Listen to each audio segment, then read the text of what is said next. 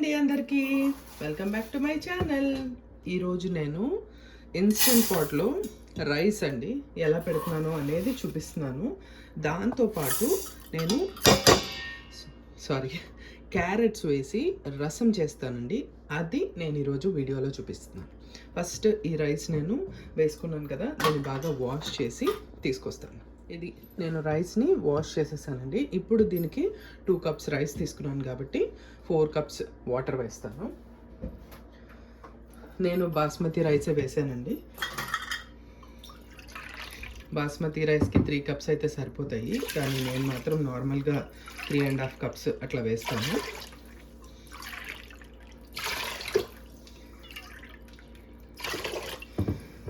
ఇప్పుడు potting pot method use చేసి నేను దీంతో పాటు క్యారెట్ రసంకి వెజిటబుల్స్ అయితే బాయిల్ చేస్తాను. సో అది చూపిస్తాను.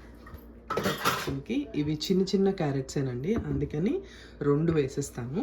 And 2 tomatoes. ఈ క్యారెట్స్కి చెక్కు తీసేసుకొని పైన ఉన్న స్కిన్ అంతా తీసేసుకొని బాగా వాష్ చేసుకొని అప్పుడు చూపిస్తాను. నేను మంచిగా వాష్ చేసేసుకున్నానండి. ఒక బౌల్ తీసుకొని వీటిల్ని పీసెస్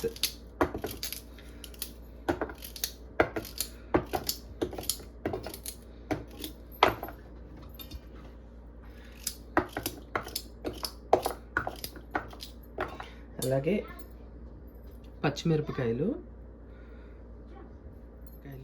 క్యారెట్కి స్వీట్ ఉంటుంది కాబట్టి ఒక 4 పచ్చిమిరపకాయలైనా నేను వేసుకుంటానండి. ఇలా ఇవి వేసుకొని టొమాటోస్ని చక్కగా చిన్న చిన్న ముక్కలుగా కట్ చేసి వేసేసుకుంటే మనకి తర్వాత ఉడికినాక ఈజీగా ఉంటుంది. ఈ 2 టొమాటో కూడా వేసేసుకున్నాను. అయిపోయింది. కొంచెమే వాటర్ వేసుకుంటానండి, మనకి తర్వాత అవసరం అవుతుంది ఎలాగో, అప్పుడు ఎక్కువ వేసుకోవచ్చు. కొంచెము అల్లం వెల్లుల్లి పేస్ట్ వేస్తున్నాను. దాంతోపాటు కొంచెం పసుపు, ఇంకా ఉప్పు. జనరల్గా మనం రసం పొడి అయితే వాడతాం కదా రసంకి, సేమ్ అలాగే ఒక 1 స్పూన్ ఉంటుందండి. 1 టేబుల్ స్పూన్, ఎక్కువ కాదు, 1 టేబుల్ స్పూన్ రసం పౌడర్. దీంట్లో లాస్ట్ చింతపండు. మీరు పుల్లగా ఉండే చింతపండు టమాటాలు తీసుకుంటే, పుల్లగా ఉండే టమాటాలు తీసుకుంటే దీన్ని అవాయిడ్ చేయొచ్చు. ఈ టమాటాలు అంత పులుపు ఉండవు, సో నేను చింతపండుని అయితే వేస్తున్నాను. ఇప్పుడు ఇది మనకి రెడీ అయిపోయిందండి. నేను ఇన్స్టెంట్ పాట్లో ఎలా పెడతాను అనేది చూపిస్తాను ఇప్పుడు. ఇది రైస్ అండి, నేను పాటింగ్ పాట్ మెథడ్ యూజ్ చేస్తున్నాను. ఇక్కడ రైస్ నా దగ్గర ఇలాంటివి ఉంటాయండి, స్టాండ్స్. కింద రైస్, పైన స్టాండ్ పెట్టుకొని ఇది పెట్టేసుకొని ఇన్స్టెంట్ పాట్లో పెట్టేసాను.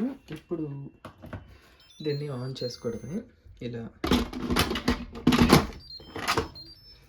నేను రైస్ పైన రసం 2 కదండి, అందుకని ప్రెషర్ కుక్ మోడ్లో 6 minutes పెడతాను.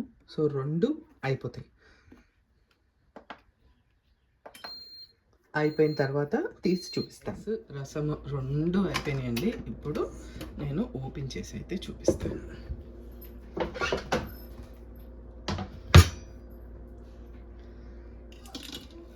ఇదండి రసము. చూసారా, రైస్ చక్కగా ఫ్లఫీగా అయిపోయింది.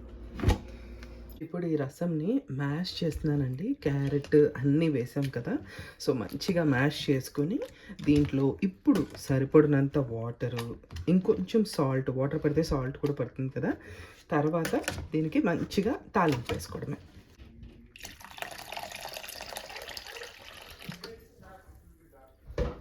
మీద ఇలా వెడల్పుగా ఉన్నది కడాయి పెడుతుంది ఏంటని అనుకోవద్దు.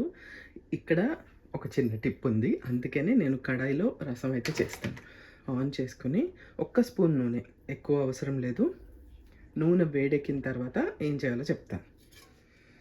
కొంచెం ఆయిల్ వేసేసుకొని 1 స్పూను సరిపోతుంది.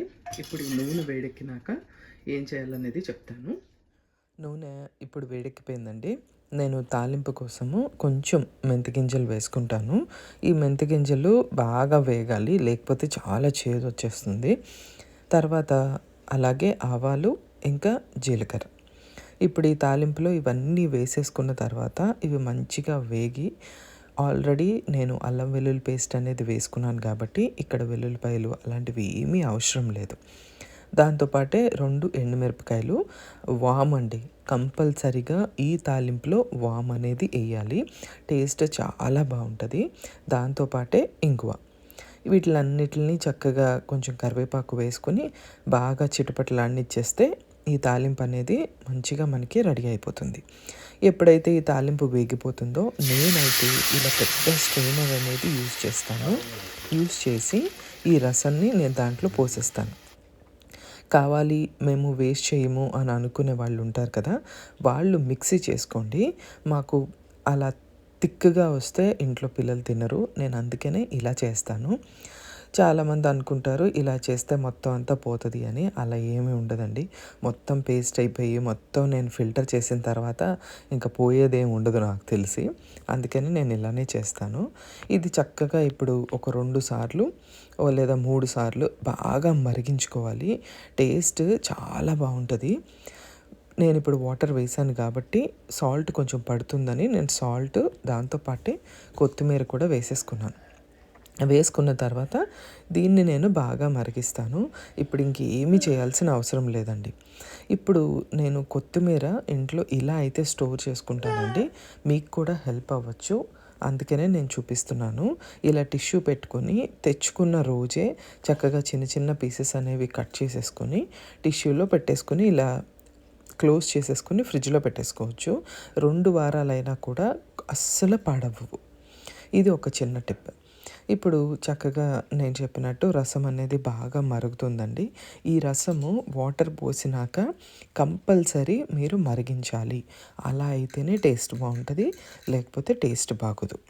ఇప్పుడు ఈ రసం అనేది చక్కగా రెడీ అయిపోయిందండి.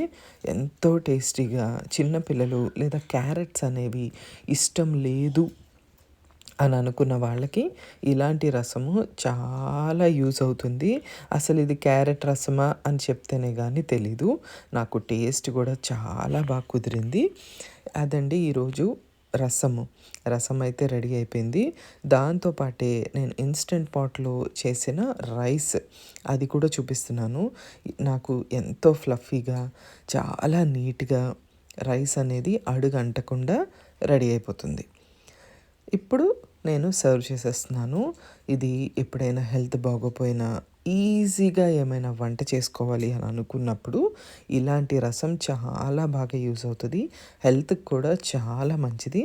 దీంతో పాటు నా దగ్గరైతే వడియాలు, అప్పడాలు ఇలాంటివి ఏమీ లేవు. ఉంటే గనక మంచిగా మనము అన్నం అనేది ఇలానే ఫినిష్ చేసేయొచ్చు.